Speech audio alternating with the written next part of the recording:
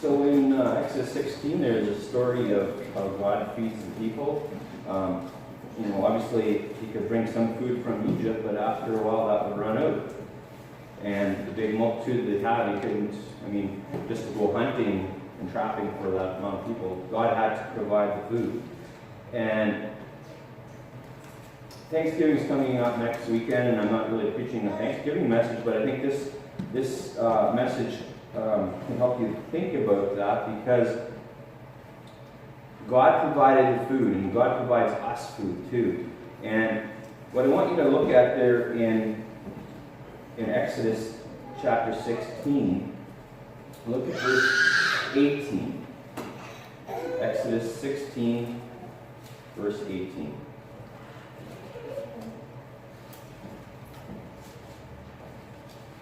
So Exodus 16, verse 18, the Bible says, "And when they did meet it with an omer, he that gathered much had nothing over, and he that gathered little had no lack, but gathered every man according to his eating." So an omer is a measurement. And a couple Sundays ago, I did a sermon titled "Adjust Balance," and today I'll be preaching a sermon that's titled "Adjust Ephah and Adjust Bath."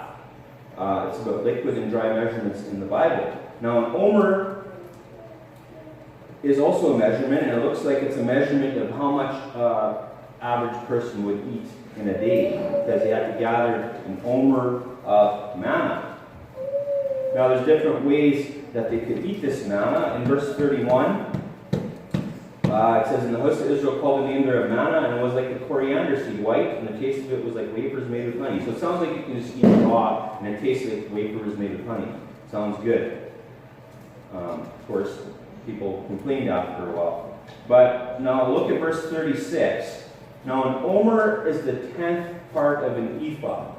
So those are two measurements. So now at least we have a ratio. We have something to compare it to. An omer is the 10th of an ephah. So an ephah is 10 omers. Now don't confuse it with homer, which is coming later. This is an omer without the H. And now there is such a thing as a false friend, something that sounds the same, and then you think, well, it is the same. Like especially in the Bible, there's like in different parts of the Bible it names things differently. Like Old Testament, for instance, it was Elijah, okay? And in the New Testament, his name was Elias, okay? And there's names like that that change. But I don't think this is the case here. Let's turn to Ruth Chapter 2. Ruth Chapter 2. While you're turning there, I'll just read for you from Leviticus 5:11. Leviticus 5:11 says, "But if ye be not able to bring 2 turtle doves, or 2 young pigeons, then he that sinned shall bring for his offering the 10th part of an ephah of fine flour for a sin offering. He shall put no oil upon it, neither shall he put any frankincense thereon, for it is a sin offering."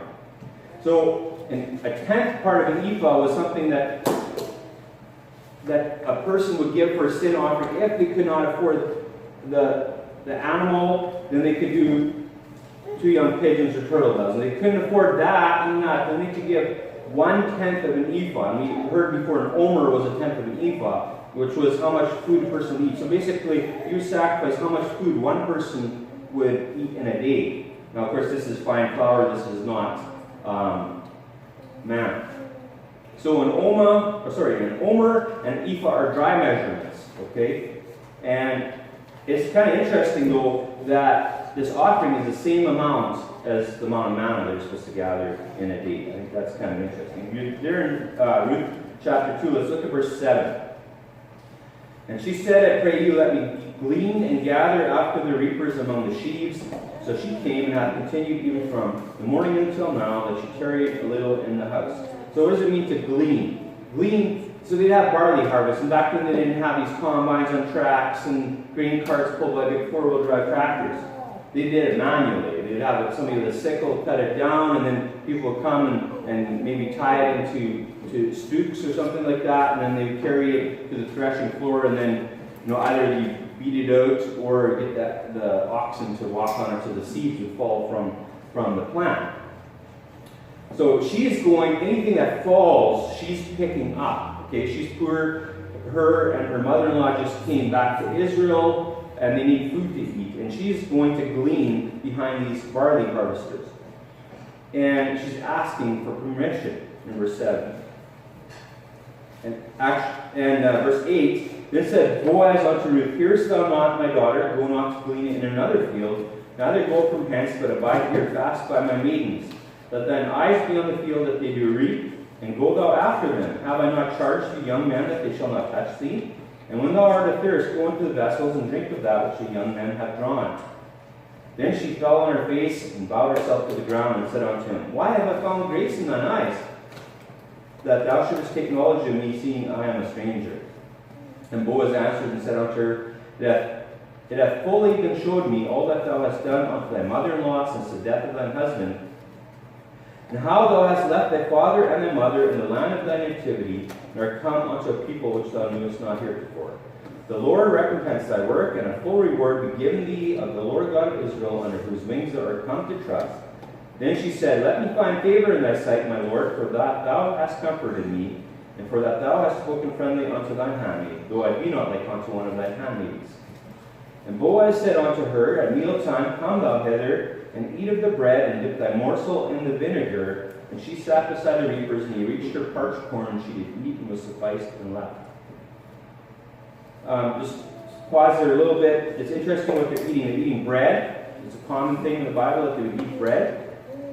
But they're dipping it in vinegar, it sounds like. I don't know, maybe something to try. And they're eating parched corn. It's some way of dehydrating corn. I'm not sure exactly the process for that. So they had their meal break, and then they're going to go again. In verse 15, And when she was risen up to glean, Boaz commanded his young men, saying, Let her glean even among the sheaves, and reproach her not. And let fall also some of the handfuls of purpose for her, and leave them that she may glean them, and rebuke her not. So she gleaned in the field until even, and beat out that she had gleaned, and it was but an ephah of barley. So whatever this measurement, however big this ephah is, working behind a crew that's harvesting, and they're dropping some on purpose, once she beats it out from the stalks, she's got but an ephah of barley. This is working all day, and they're being generous to her, so this is probably a good amount for gleaning in one day. In you can stay there in Ruth, we're going to come back to it. In 1 Samuel 17:17 it says, And Jesse said unto David his son, Take now for thy brethren an ephah of thy parched corn and these 10 loaves, and run to the camp for thy brethren. And so notice again that you got this parched corn, and he's sending 10 loaves, but he's got an ephah of this, and he's bringing it to his brethren. And I don't remember this for sure, but I'm pretty sure that David was the 7th. So there's 6 older brothers that he's bringing these 10 loaves and an ephah of parched corn, and it doesn't say how many days it's supposed to last. And then he brings 10 cheeses for their captain as well, and for the captain of 1,000, I believe. If you want, you can go to Ezekiel 45, but keep your finger in Ruth chapter 2. Ezekiel 45:10. Now we read part of this last week, or 2 weeks ago, 2 Sundays ago. Ezekiel 45:10, the Bible reads, Ye shall have just balances, and a just ephah, and a just bath. So a just balances has to do with weight. We talked about that 2 Sundays ago. And a just ephah and a just bath is a dry measurement and a liquid measurement. Now look at verse 11. The ephah and the bath shall be of one measure. So they're the same size. They hold the same amount of volume, we would say. That the bath may contain the 10th part of an homer, and the ephah the 10th part of an homer. The measure thereof shall be after the homer. When I first saw this, homer is just a different way to say homer. But then I looked, no, it's the opposite. Because there's 10 homers in an ephah, there's 10 ephahs in a homer. Or there's 10 baths in a homer. So a homer is 10 ephahs or 10 baths, and an ephah is 10 homers. So homers and homers cannot be the same, unless I'm reading this wrong. And in verse 14 it says, concerning the ordinance of oil, the bath of oil, you shall offer the 10th part of a bath out of the poor, which is an homer of 10 baths. For 10 baths are an homer. So there it says it again. So 10 baths are an homer, and 10 ephahs are a homer, because ephah is a 10th part of an homer. So if it's the same amount, why would they have two separate names? Why would they have an ephah and a bath? Why would they have two different names? Well, one is for dry measurement, and one's for liquid measurements. Maybe the container had the same name. And so if you say, go get me a bath, and somebody brings you an ephah, and you're putting liquid in there, it's going to pour out the cracks, right? You would want somebody to bring you the right container. And actually in Zechariah 5, I'll read Zechariah 5, starting in verse 5. Zechariah 5, we go back to Ruth. Zechariah 5, the Bible says, then the angel that talked with me went forth and said unto me, lift up now thine eyes and see what is this that goeth forth. And I said, what is it? And he said, this is an ephah that goeth forth. He said, moreover, this is their resemblance through all the earth. And behold, there was lifted up a talent of lead. And remember from 2 weeks ago, a talent is about 30 pounds. And this is a woman that sitteth in the midst of the ephah. So she's actually sitting in this measuring basket or whatever it is. And obviously, according to what we'll read later about how big an ephah is, this is some kind of a miraculous vision. Like, I don't think a woman would fit in an ephah. Of course, you know, volume measurements, you can have a wider basket and then just thinner, and you still have the same volume. But anyway, she's sitting in the midst of the ephah. And he said, this is wickedness, verse 8. And he cast into the midst of the ephah, and he cast the weight of lead upon the mouth thereof. Then lifted I up mine eyes and looked, and behold, there came out 2 women, and the wind was in their wings, for they had wings like the wings of a stork, and they lifted up the ephah between the earth and the heaven. So they didn't lift up an ephah of something else. They lifted up the ephah. So they're lifting up the basket.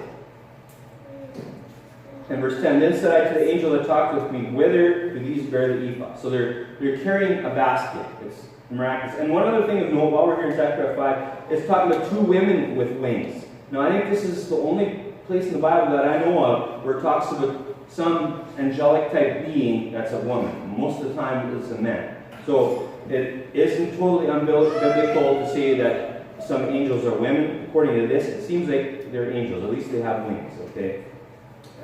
So 2 women with the wind in the wings, and they had wings like the wings of a stork.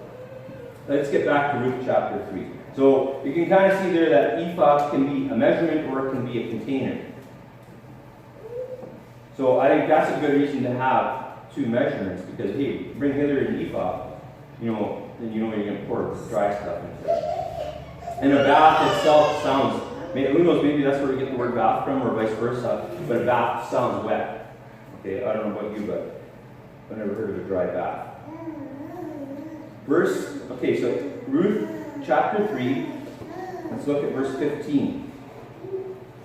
This is still a story about Ruth and Boaz, and this is where she goes to him in the night there after he's done eating, and she's hoping that he will do the part of a near kinsman. And anyway, he explains to her, no, there's somebody that's closer. I got to find out first if he wants to do it. If not, then I'll take you as a wife and be part of a kinsman. And so let's look at verse 15 here. Also he said, bring the veil that thou hast upon me and hold it. And when she held it, he measured 6 measures of barley and laid it on her, and she went into the city. And when she came to her mother-in-law, she said, who art thou, my daughter? And she told her all that the man had done to her. And she said, these 6 measures of barley gave he me, for he said to me, go not empty unto thy mother-in-law. So what is a measure? Before, in the book of Ruth, in chapter 2, it was talking about ephah. Now it's just talking about a measure. We will find out what a measure is, or what I think it is. Turn to Genesis 18. So it's some kind of measurement. We know that much. It's a certain amount of barley. Could have just been a certain scoop that he had. I think it's more particular than that, but we'll get to that. So if you're turning to Genesis 18. In Leviticus 19:35 it says, "Ye shall do no unrighteousness in judgment, in meat yard, in weight, or in measure." Now, meat yard, that's just a measurement. It's just saying length. Just like in, I don't know, not all of you understand Low German, but in Low German we'd say mate. That means to measure or mate in. And meat is the same thing, it's just measurement. Okay? In weight, so that's how heavy, or in measure. Now, measure, I think, is volume. If you're there in Genesis 18, let's look at verse 1. "And the Lord appeared unto him in the plains of Mamre." This is talking about Abraham. "And he sat in the tent door in the heat of the day. And he lifted up his eyes and looked, and lo, 3 men stood by him. And when he saw them, he ran to meet them from the tent door, and bowed himself toward the ground, and said, My Lord, if now I have found favor in thy sight, pass not away, I pray thee, from thy servant. Let a little water, I pray thee, be fetched, and wash your feet, and rest yourselves under the tree.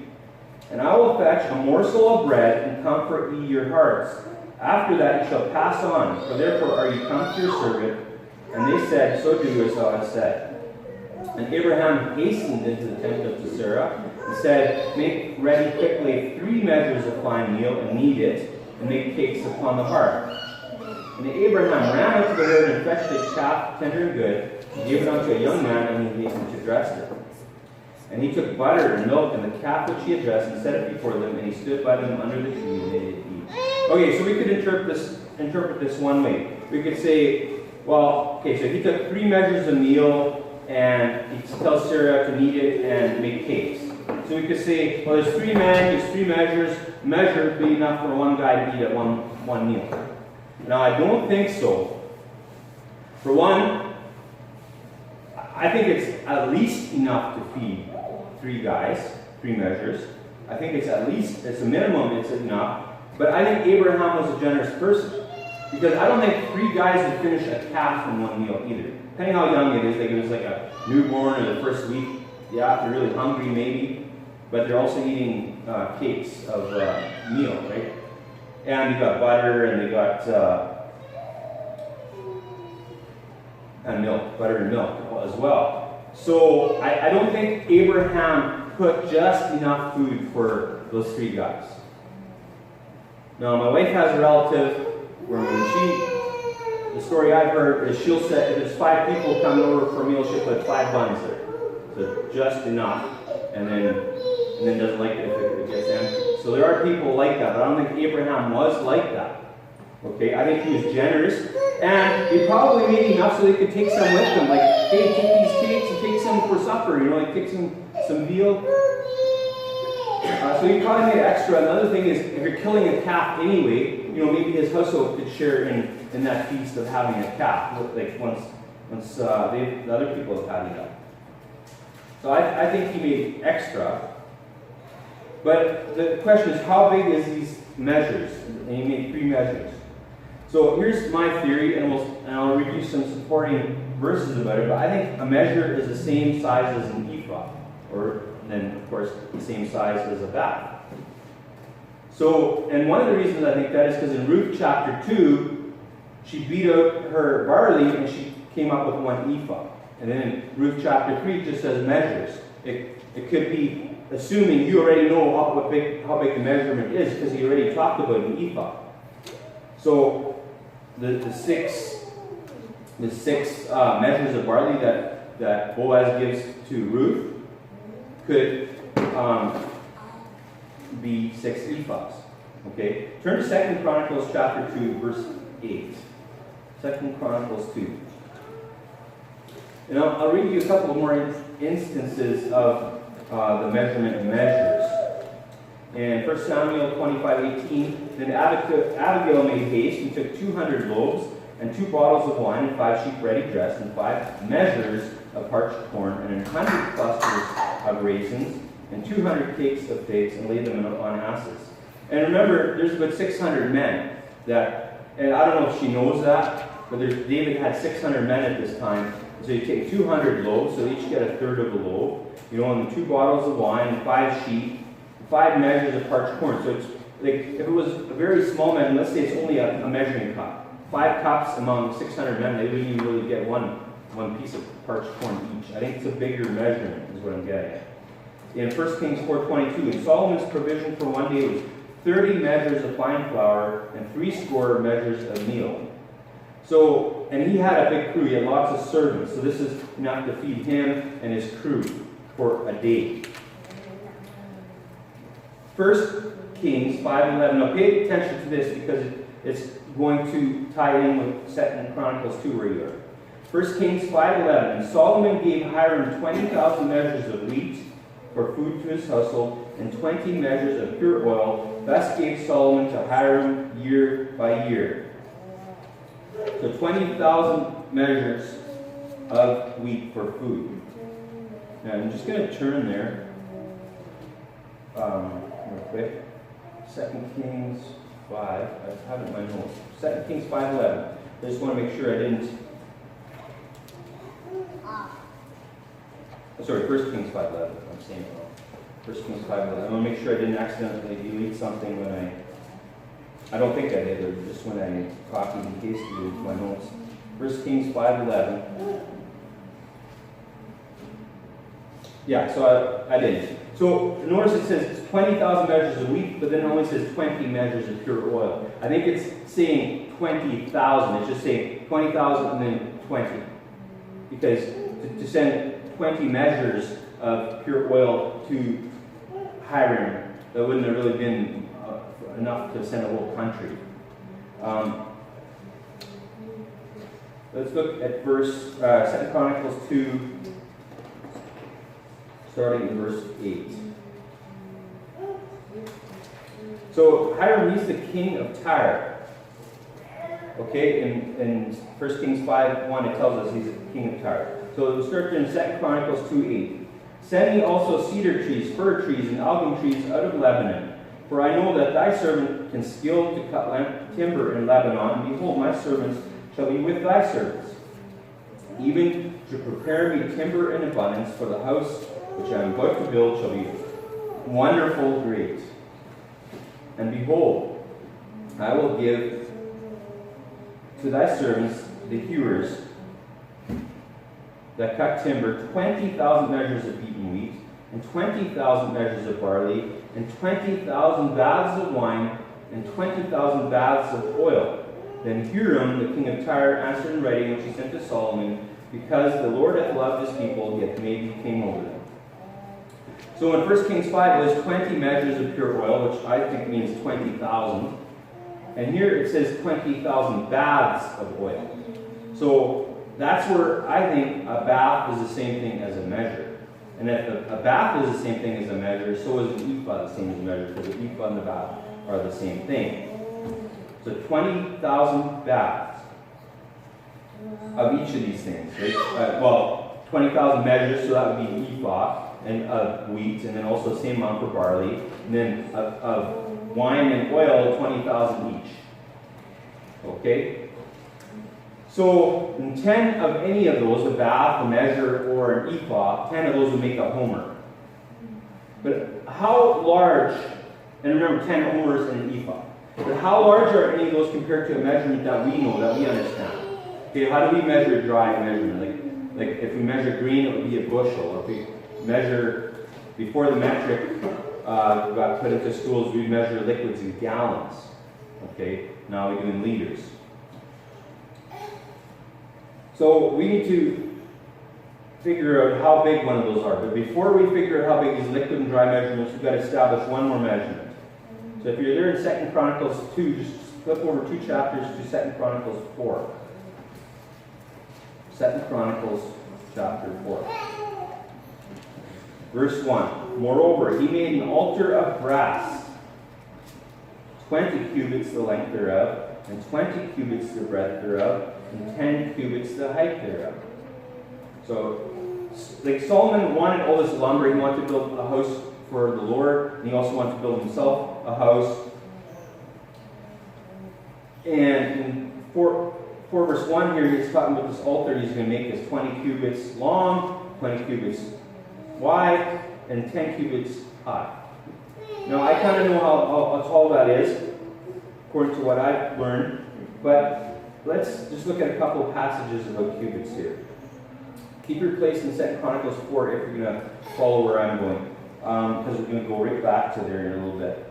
So 1 Chronicles 11:23, the Bible says, "And he slew an Egyptian, a man of great stature." It means he was tall, great stature, 5 cubits high. And in the Egyptian's hand was a spear like a weaver's beam. And he went down to him with the staff and plucked the spear out of the Egyptian's hand and slew him with his own spear. So according to that, we know that a cubit is larger than 1 foot long.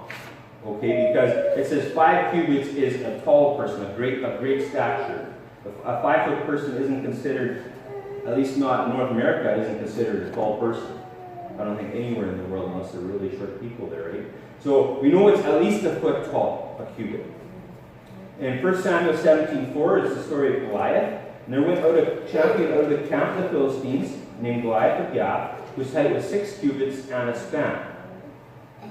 So there's another measurement, a span. So it's not just 6 cubits, it's a span.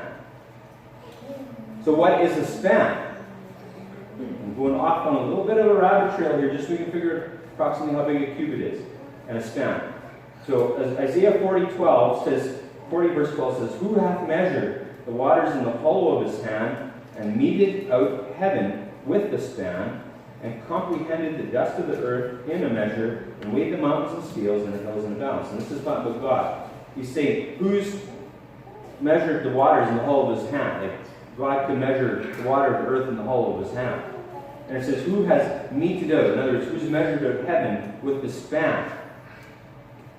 A few chapters later, in Isaiah 48:13, it says, "My hand also hath laid the foundation of the earth, and my right hand hath spanned the heavens. When I called unto them, they stand up together." So span is just one hand. It's actually from the thumb to the finger. That's one span. So maybe 8 or 9 inches, depending how. And if some of you, it's like 10 or 12 maybe. Maybe not that bad, but 8 or 9 inches is what I would guess. I think mine, depends which finger I go to, I think it's about 9 inches. 8 or 9 inches, depending on the part of stretch. So just like the span is measured with a body part, the cubit is also measured with a body part. Just like now, we still use feet, right? That's how long a certain king's foot was back then. They used to change it depending which king of England, how long his foot was. Deuteronomy 3:11 says, "For only Og, king of Bashan, remained of the remnant of giants. Behold, his bedstead was a bedstead of iron. Is it not in Rebath of the children of Ammon? 9 cubits was the length thereof, and 4 cubits the breadth of it." Now pay attention to this. After the cubit of a man. So what it's saying is, it's measured after the cubit of a man. So how big it is on a regular person, not on a giant. Okay? It's after a regular person's cubit. And what a cubit actually is just from your elbow to the tip of your finger. That's how big a cubit is. So it's about double a span. If a span is 9 inches, just for easy figuring, I figure 18 inches. I measured mine yesterday, mine's 20 inches. Okay? But for easy figuring, to convert it to our measurements, I usually just go 18 because that's a foot and a half. So it could be anywhere 17 to 21 inches, something like that.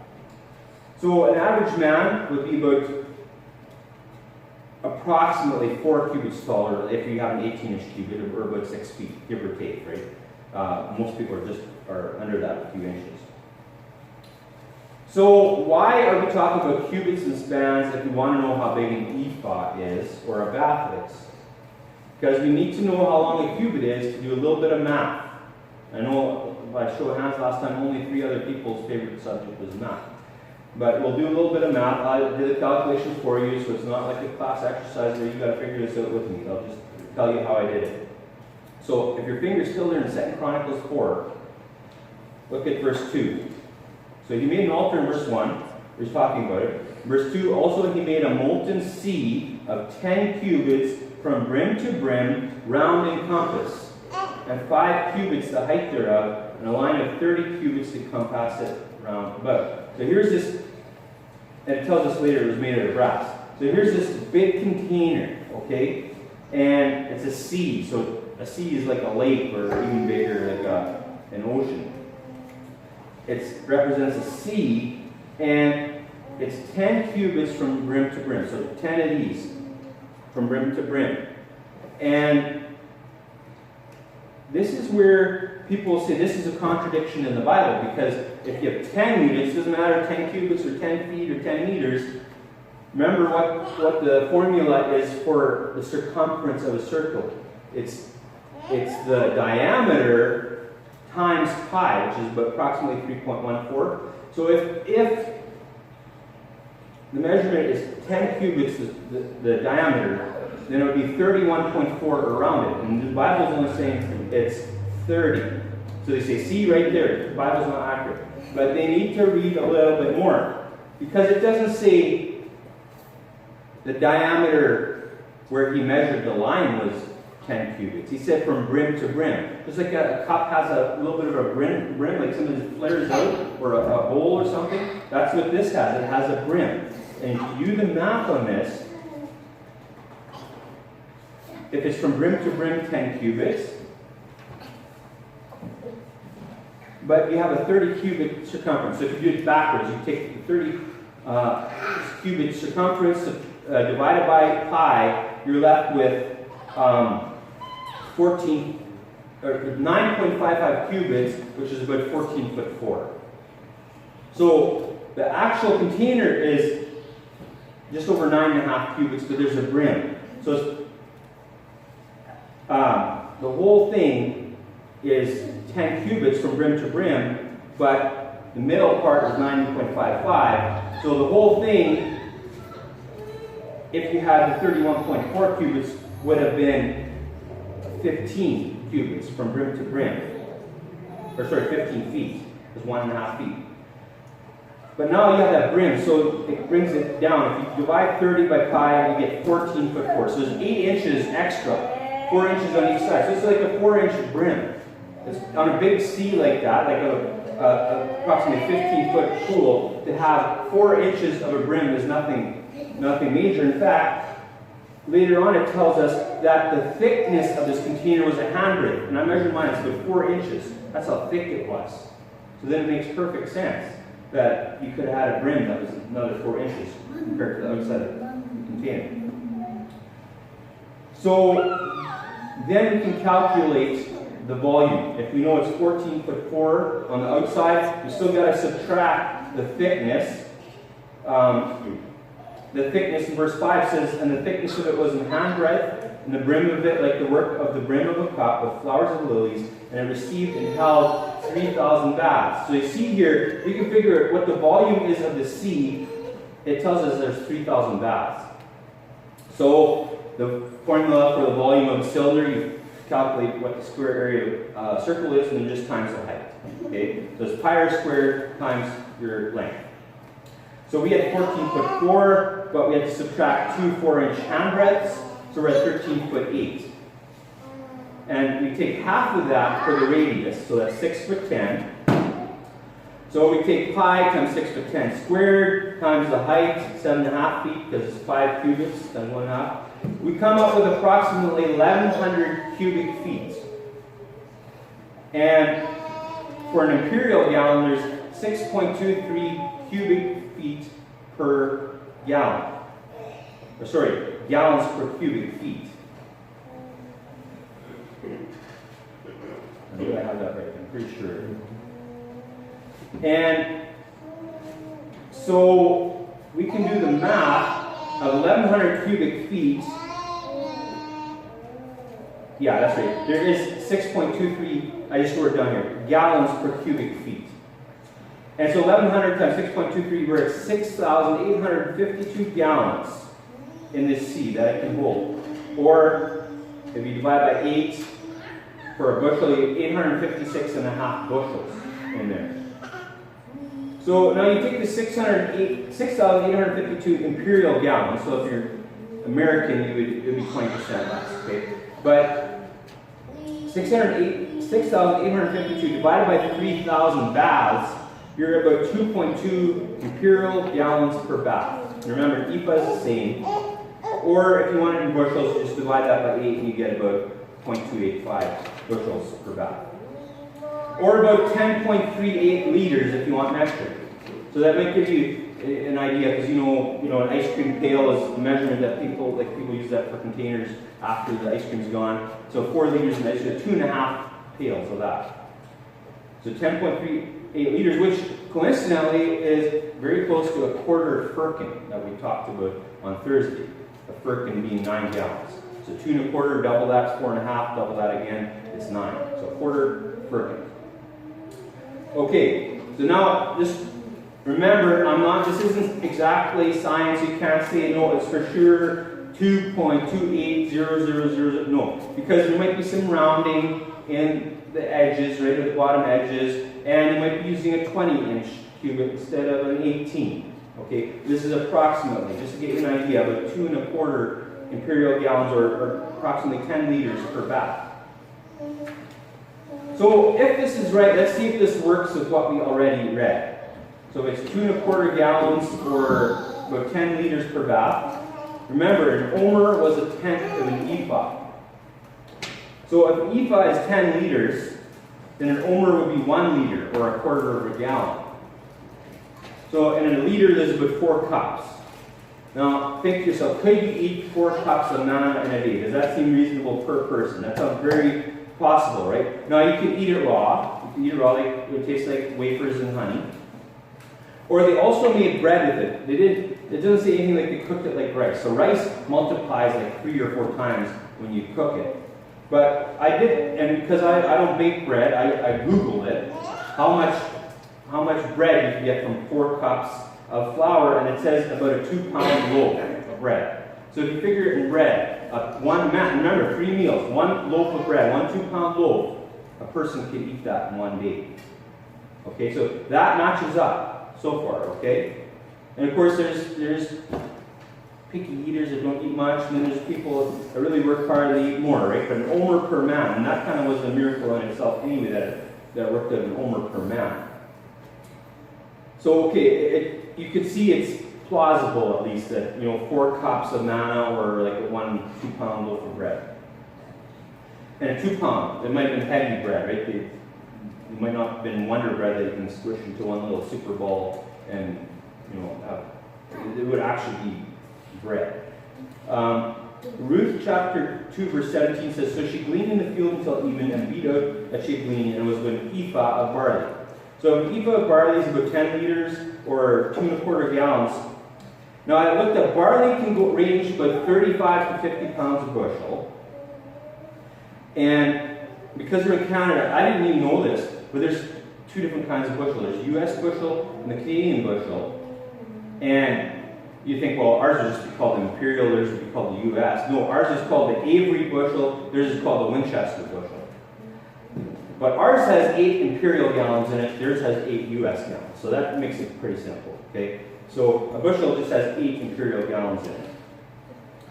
So if you take 35 pounds, there's a reason I take 35 pounds. 35 pounds is what we get over here if it's a dry year and the kernels aren't very plump.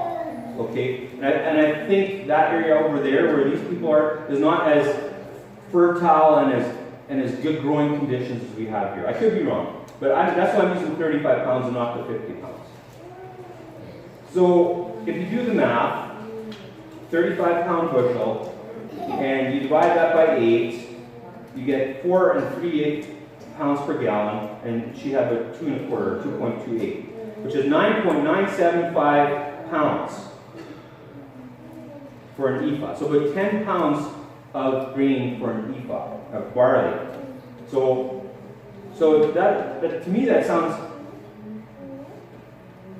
plausible that she could have, after all that work picking up all these stalks, and remember, she might have had an armful of stalks or a couple of armfuls of stalks, but only the heads and the seeds up top are actually what's going to feed you, right? Like you could feed the barley straw to an animal, like a cow, they would eat barley straw, but you actually only have the seeds. And just an interesting tidbit, in an inch, the measurement we use is actually 3 barley kernels end to end was an inch. That's how they came up with an inch. It's an interesting historic note there. So 10 pounds, yeah, she could have beat out 10 pounds in a day, like an ephah of grain, 10 pounds, or an ephah, like we said, 2.5 ice cream pails full, or half a 5-gallon pail full. That would have been a lot of work, and they were being generous to her. That would have been a lot of work versus gathering all these stalks up, or at least the head. She could have broken up the straw right away, whatever. Would have been a lot of work, and then she had to beat it out at the end of the day. So now what about when Boaz gave her 6 measures? So if a measure is actually an ephah, like I think it is, 6 measures times 10 liters, so it would be 60 liters. Okay? Or 13.7 gallons. You take your 2.28 times 6, 13.7. Remember I said barley was about 4 3/8 pounds per gallon. You're at 59.85 pounds, so about 60 pounds. Now I realize that's heavy for most women today. Okay? But realize, back then, if they wanted water in the house, they had to carry water. They were physically working. They weren't, and I'm not saying ladies hear this, but a lot of ladies see they're on Facebook or social media. They're not physically working. You know, they didn't have to carry the laundry to the river and scrub it. They weren't carrying so much. Most women, a lot of women today don't even have babies that they got to carry a heavy baby, lug it around. Like, I think the ladies here could probably carry 60 pounds. But what I'm saying is she was used to physically working. Like, even the men today, like a lot of us don't have as physical a job as back then they did. Okay? We're not carrying big beams on our shoulder to make a post frame building. Maybe some people are. And we're working 8-hour days a lot of times instead of sun up to sundown. So I think it's plausible she could have carried 60 pounds of barley. It's possible. Now, if it was a 50 pound per bushel, well then you get more like 86 pounds. That would have been really heavy, I think, even for somebody that used to working. But I think you can see that it kind of makes sense that an ephah is about 10 liters or 2 1/4 gallons. So why does any of this matter? Why does it matter that we know how big, approximately know how big an ephah is, or a bath, or anything like that? It's so that when we read the Bible, we at least have an idea. We're not going to say it's exactly 10.38 liters in an ephah. We can't say that for sure. This just gives us an approximate idea. And do you think God just put those measurements of the sea in there so we could just say, oh, wow? Or that we could also use it to, oh, that's also 3,000 baths. Now we can calculate. You know, then we could say how many cubic cubits per bath, or vice versa, right? Cubic cubits, that would be tongue twister. Well, it helps you interpret some of these scriptures. So 2 Chronicles 27:5. He fought also with the king of the Ammonites and prevailed against them, and the children of Ammon gave him the same year 100 talents of silver, and 10,000 measures of wheat, and 10,000 of barley.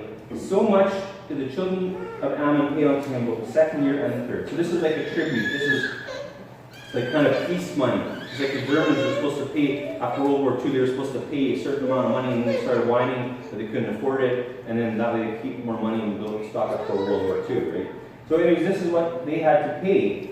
And so it says 100 talents of silver. So if you remember, that was 30 pounds, what I figured. So it's about 3,000 pounds of silver. Even today's money, that would be pretty good. I don't know what, I think silver's around $30 an ounce or something like that. Is it less than that?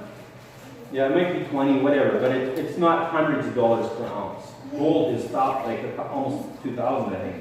And so, and there's like 12 troy ounces per pound, so you can figure that's still a lot of money even today with silver not being as valuable as some other, like as gold. And then it says 10,000 measures of wheat and 10,000 of barley. So if you calculate that out to gallons, is 2.28 times 10,000. You're at 22,800 gallons. Divide that by 8 to get your bushels. You're about 2,850 bushels of barley and wheat each.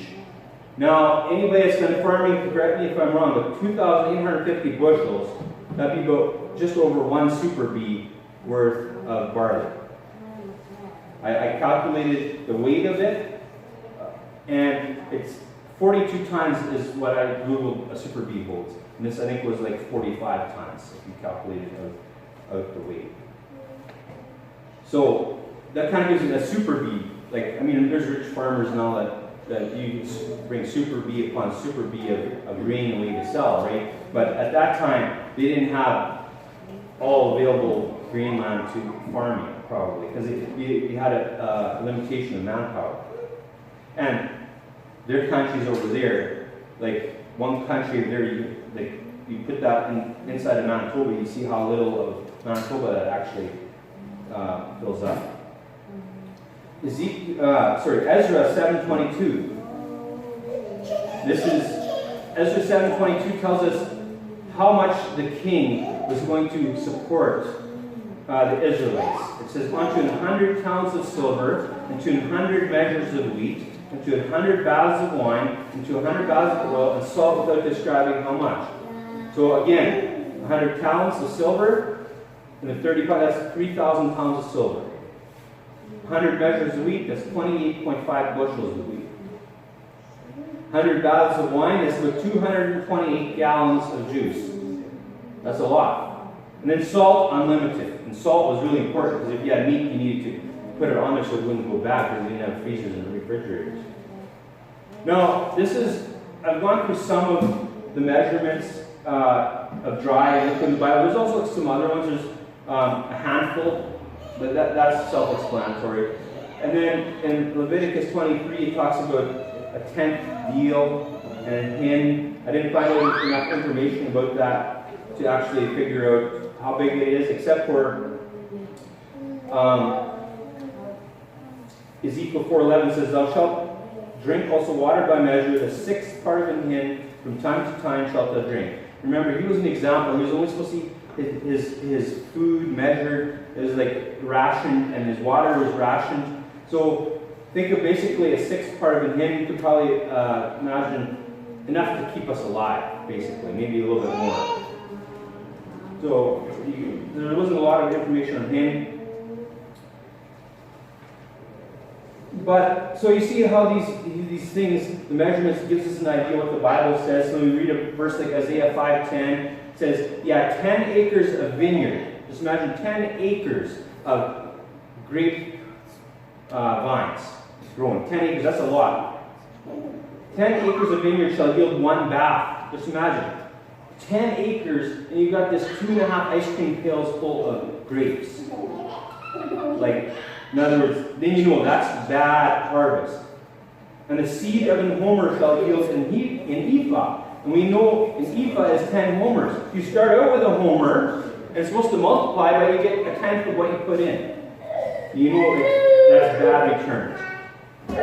And then the last one, Revelation 6:6. And I heard a voice in the midst of the four beasts say, a measure of wheat for a penny, 3 measures of barley for a penny, and see thou hurt not the oil and the wine.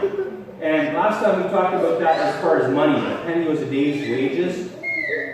So if we think of working a day's wage for 10 liters of flour, let's say, 10 liters of wheat, or it says 3 measures of barley, so it would be like 30 liters of barley. So a measure of wheat, 2 1/4 gallons. You're working a day's wage. Let's say you're making $20 an hour, 8 hours a day. It's $160 for 2.5 ice cream pails of flour. Just think of that. Like how long, especially if you have a family, how long would 2.5 ice cream pails last you? Remember, you can make 1 liter, you can make about a loaf of bread. So that's about 10 loaves of bread. And you got to work a day for 10 loaves of bread. And nowadays, what is a loaf of bread? Maybe $2 or $5 or something like that, 2 or 3. So in a family situation, you can see here, you work a whole day, just enough for bread for a week, for like 10 loaves. I don't know how many people that would feed in a week, but you kind of get the picture. So I think God doesn't want us just to ignore all those measurements in the temple and all these different things. We don't have to know exactly how much, but it gives us an idea of when it says, this man of great stature was 5 cubits high. Oh, well, he was approximately 7.5 feet tall. You can just take half of that and add it to the first one, 1.5. So 7.5 feet tall. That's a tall guy, 7.5 feet. But then Goliath, what was he? I think it was 6 cubits in a span. So that 6 cubits times 1.5 is 9 feet plus 9 inches. 9'9". The ceiling here is probably about 9 feet. So he'd be touching the ceiling here as a tall guy. Not 400 feet tall, but he's still tall. So that gives us some idea. So let's pray. Thank you.